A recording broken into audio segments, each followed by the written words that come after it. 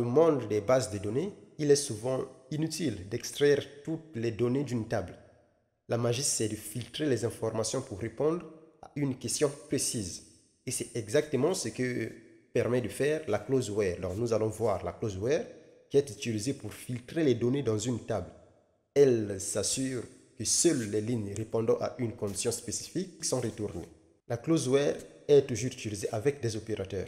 Commençons par les opérateurs les plus simples. Il y a l'opérateur égal pour tester l'égalité entre les valeurs que nous voulons récupérer et la condition. Il y a la différence pour tester la différence. Donc, sélectionner seulement les valeurs qui sont différentes de la condition que nous allons indiquer. Il y a les opérateurs arithmétiques supérieurs, disons inférieurs ou supérieurs. Donc, inférieur pour tester que c'est inférieur et supérieur pour tester que c'est supérieur. Il y a également les opérateurs pour les chaînes de caractères comme like pour tester la correspondance partielle, disons like. Pour tester la correspondance partielle, il y a également l'opérateur between, between, pour tester qu'une valeur, qu'une condition est située entre deux valeurs. Nous verrons ça par la pratique. Recommençons. Faisons d'abord select étoile from customer. On exécute. Voyez-vous? On a le customer ID, first name, ainsi de suite. Et ici, on a registration date, la date d'enregistrement. Il y a la date 19 décembre, il y a le 25 décembre. Alors, nous pouvons seulement récupérer les clients inscrits après le 20 décembre 2024, par exemple. Pour cela, on commande ceci. On va faire select. On va sélectionner toutes les colonnes, donc étoile. From, on donne maintenant le nom de la table. Customer. Ici, si on fait point virgule, on exécute, c'est la même commande, on aura toutes les lignes. C'est ici qu'on va opérer la magie de where, donc on va indiquer la clause where. Et on donne maintenant notre condition. On va dire là où la date d'enregistrement est supérieure au 20 décembre. Donc where registration date,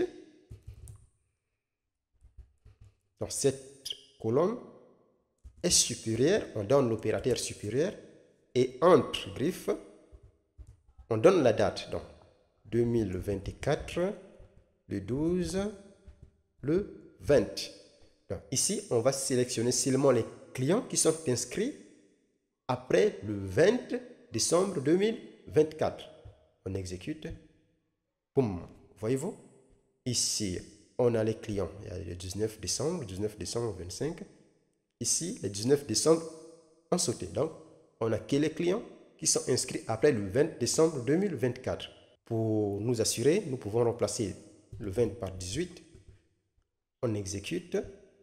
Et voilà, on a maintenant 19. Donc ici, on a que les clients qui sont inscrits après le 18 décembre 2024. Ça, c'est pour l'opérateur supérieur. Donc, on remet le 20. Et on peut maintenant tester l'opérateur inférieur. Là, on va sélectionner que les clients qui sont inscrits à une date inférieure au 20 décembre. Donc, ça sera juste le 19 décembre normalement. On exécute. Parfait, on a que le 19 décembre. Donc, à partir du 20 décembre, on ne va pas sélectionner. On peut également prendre une égalité. On met le signe égal pour tester l'exactitude. Donc, qui sont inscrits juste le 20 décembre. Si on exécute ici, on n'a rien. On n'a pas de clients qui sont inscrits au 20 décembre. Si on remplace le 20 par le 19, on exécute. Voyez-vous? On a des clients qui sont inscrits le 19 décembre. Si on remplace par 24, normalement, voyons voir, on n'a pas les clients qui sont inscrits le 24. Si on remplace par le 25, on exécute. Voilà, on a des clients qui sont inscrits le 25. Donc, c'est comme ça, on peut utiliser l'inférieur, supérieur, égal, avec des dates ou des nombres. Donc, on ne va pas utiliser supérieur, égal avec des chaînes de caractères. Pour les chaînes de caractères, nous allons utiliser la clause like.